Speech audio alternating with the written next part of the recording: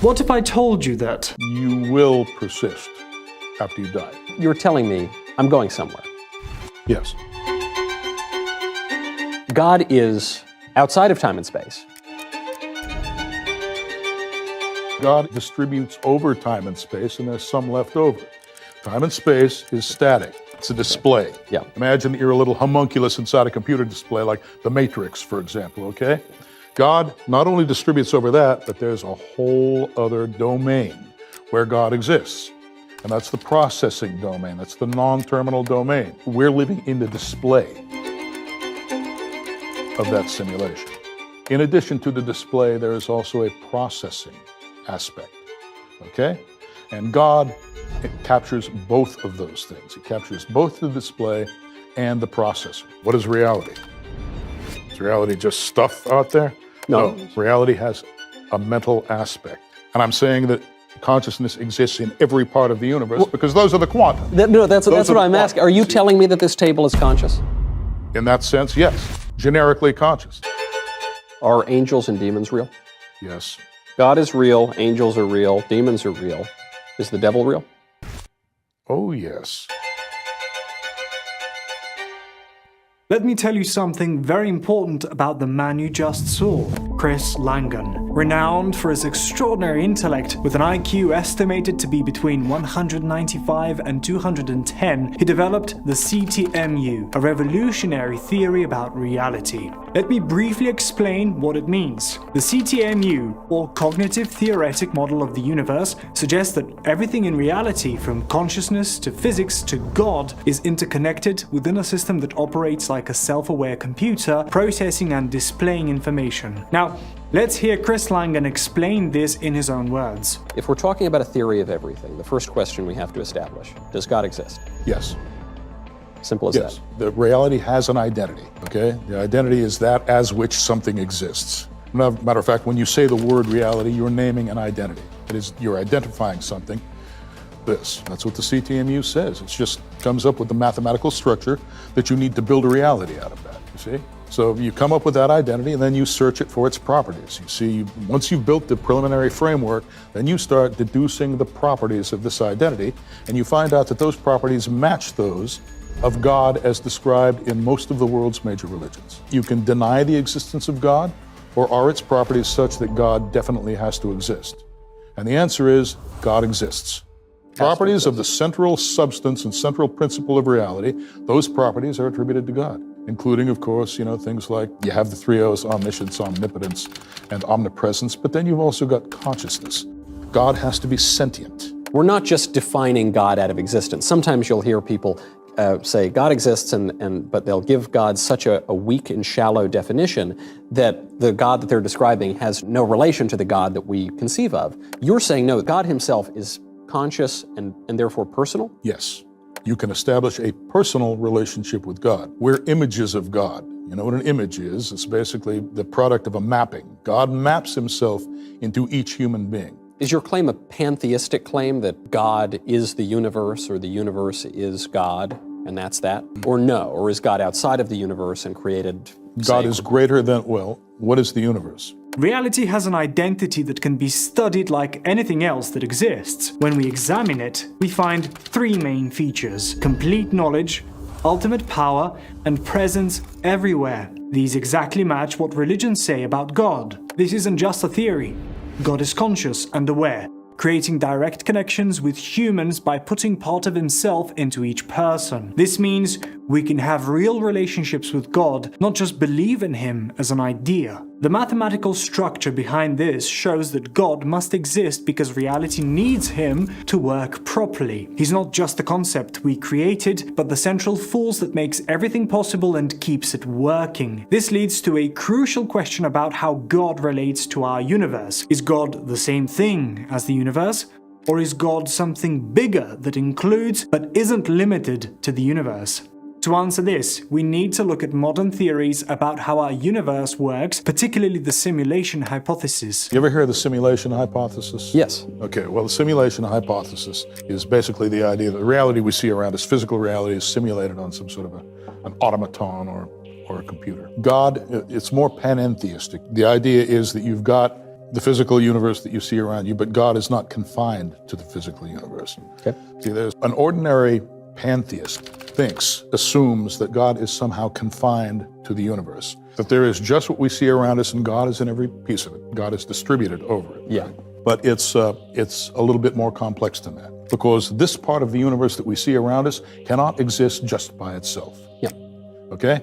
There are certain things that it entails. And when you go into those entailments, that's how you get to God. That's how you get to the identity of reality. But to get back to the simulation hypothesis, that we're living in the display of that simulation. In addition to the display, there is also a processing aspect. And God, it captures both of those things. He captures both the display and the processor. What do you mean? I hate to put it in. Well, I mean, okay, here's the display. You realize the display contains states. Yeah. Okay, you see things, the objects contain states. States are static. Yeah. That's why they're called states. Yeah. Okay, static. How do they change? Well, they have to be processed. Something has to process. Yeah. And in the calculus, for example, those are tiny little infinitesimal intervals. Okay, but they are not actually contained in the states themselves. They have a neighborhood, a little tangent space or what have you, where you can sort of draw little vectors that suggest that some kind of processing is going on. But the idea of being a state and being a process, those are two different things to the ordinary way of looking at it. It turns out that you can't properly describe reality and causation at all unless you put those things together somehow. And that's what it takes God to do. God provides the processing functionality for your state. The universe works in a way similar to a complex computer system, with two main parts: what we can see and experience, the display, and what makes everything work behind the scenes, the processor. This idea comes from the simulation hypothesis, which suggests our reality might be like a sophisticated simulation, but God isn't just part of this system.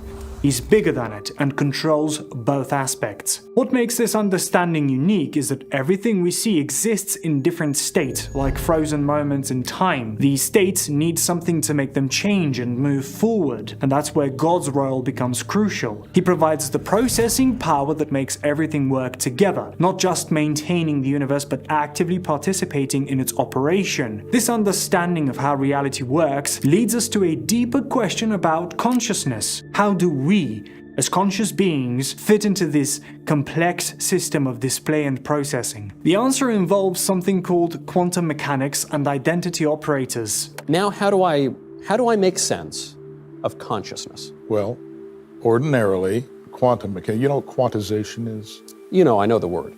Yeah. Well, you decide what the ultimate irreducible objects are. Mm-hmm. It turns out that in order to quantize that theory that I was talking about, that theory of identity, where you've got the display and you've got the processor, and it's handling both, it turns out that in order to handle both of those things, you need a certain kind of quantum. That quantum is called an identity operator. God is the identity. So obviously these little quanta, they have to be, they're doing things, they're processing, so we can call them operators, right? They are identity operators. Okay, the identity operator has, basically it takes input from the outside world, recognizes it or accepts it using syntax, processes it, and then returns it to the world as external state. That's what I'm asking. Are you telling me that this table is conscious? In that sense, yes. Generically conscious. It's relying on our consciousness to do it. There's levels of quanta. These are tertiary quanta. They're all put together using physical localistic forces, right? But those are underdeterminative. They don't fully determine what happens. Why?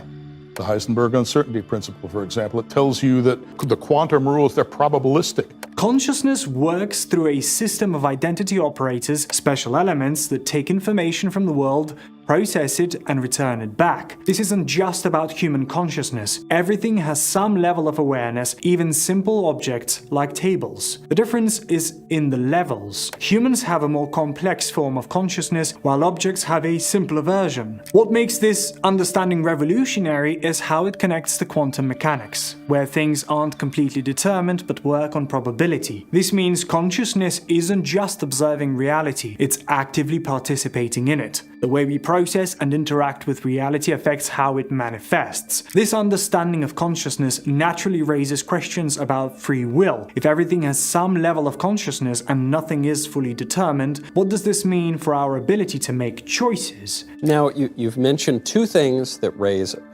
new question for me, which is you mentioned this idea of simulation, just the simulation or self-simulation, and you've mentioned us doing things. So then it would seem to me we have to tackle the question, do we really do much of anything at all in the sense, do we have free will? Yes, we do. Oh, I'm glad to hear it. I always thought we did. Well, yes, we have to have free will. Oh, I was discussing with you earlier the idea of a fixed array. Okay? Yeah. All right, now, modern physics know basically what you've got is you've got a bunch of quantum fields in superposition, and then those fields consist of little fluctuations, little quantum fluctuations, right? Reality is actually generative, okay? It's not a fixed manifold. Everything is being created all the time. Not just our states. Our states are being recreated, right? When I look at you, I'm seeing Michael Knowles, okay? I'm seeing you sitting there. But that means that I'm seeing your boundary. I'm seeing what distinguishes you from the external environment, right? Right. Well, it's sort of like a little baby, right? Has trouble recognizing the limits of things and recognizing what some individual object might be from, you know, the glass on the table. They have trouble distinguishing those things. Precisely. Yeah. Okay, the baby has to learn to distinguish those boundaries. And it has to receive the right visual cues at the right age so that it can actually learn how to do that. Yeah. The concept of free will is explained through modern physics and quantum mechanics. Unlike a fixed, predetermined universe, our reality is constantly being created and recreated. When we observe something like looking at another person, we're not just passively seeing them, but actively participating in creating reality by recognizing boundaries and distinctions. What makes this understanding powerful is how it connects to quantum fields and fluctuations. Reality isn't like a movie playing out in a predetermined way. It's more like a continuous process of creation where we actively participate. This explains why babies must learn to distinguish objects and boundaries. They're learning to participate in this creative process of reality. This view of reality as an active, creative process where we have genuine free will leads us to question what happens when we die. So, speaking of this non-terminal domain, in a really basic question, I'm not going to ask you if I'm going to go to heaven or hell, but will I go to either heaven or hell? You will persist after you die. Okay? Where you go depends on who Michael Knowles really is. But you're telling me I'm going somewhere. Yes. You're confident of that. I don't just evaporate. I don't just turn into oblivion. Well, you can. If you displease God, that's exactly what's going to happen to you. God is going to cut you off, and he's going to say, I can't see him anymore. He's going to turn away from you, and then you won't be able to reunite. Salvation will be impossible for you because salvation means that God has got to pull you back into himself. Right. Okay, but God doesn't want to see you anymore. He doesn't even know you exist. He knows your physical body is there, but he's not interested anymore because you hate him, you deny his existence, you offend him, so he's not going to look at you, right? So now what happens? Well, okay, you're dead. You still want to live. There's something in you that still desperately wants to live, so it's still going to be there. What happens now? Well, you try to create your own world for yourself, but if you're a bad person or you're an evil person, what kind of world is that going to be? It's going to be an evil world, and that's what we call hell. If we are active participants in creating reality, does this participation continue after death? The afterlife isn't just a matter of belief. It's presented as a logical continuation of consciousness after death. Our existence continues, but where we go depends entirely on our relationship with God. This relationship isn't just about following rules, it's about maintaining a connection with the source of reality itself. What makes this understanding unique is how it explains hell. It's not a place of punishment, but a natural consequence of separation from God. When someone rejects God, they try to create their own reality, but without connection to the source of all reality, this self-created world reflects their internal state. If that state is evil, their reality becomes hellish. This concept of separation from God and the creation of alternative realities leads to question about other spiritual beings and the nature of evil itself. So we've gotten through death, judgment, heaven and hell, free will, and God. Are angels and demons real? Yes. God is real, angels are real, demons are real. Is the devil real? Oh, yes. Yes. Well, it has to be. You know, we were talking about Michael Knowles being surrounded by the medium and, you know, you've got a boundary. Yeah. Well, God has a boundary too. He's got a very tight boundary. He's perfect. He can't take anything resembling imperfection, right? He can't take it into himself because that would be a contradiction. Yep. Okay, so God needs an antithesis in order to be properly defined. What is that antithesis? Anti-God or Satan. So it definitely exists. Now, Satan isn't coherent because, you know, he basically hates existence. Nevertheless, he gains coherence through human beings, through secondary tellers, as they're called in the CTMU. In other words, Satan can nucleate power structures, for example, you know, things like corporations and governments, where you've got people in there that can be acquired as resources, and there's a kind of skeleton, you know, a corporate organization, a governmental, you know, organization that's holding them together, holding them in place, that can be exploited by Satan. The spiritual realm includes beings like angels and demons, but most importantly, it explains the necessity of evil through the concept of boundaries. God, being perfect, has absolute boundaries. He cannot contain imperfection. This necessity for boundaries creates the possibility of an opposite force, represented by Satan. What's fascinating is how evil operates. Satan isn't powerful on his own, but gains strength through human structures and choices. Unlike God, who is complete in himself, evil needs human participation to function, often working through organized systems like corporations or governments. This explains why evil often appears systematic and structured rather than just random or chaotic. This understanding brings us full circle to the original question of God's existence, showing how the entire structure of reality, including both good and evil, requires a perfect being at its center.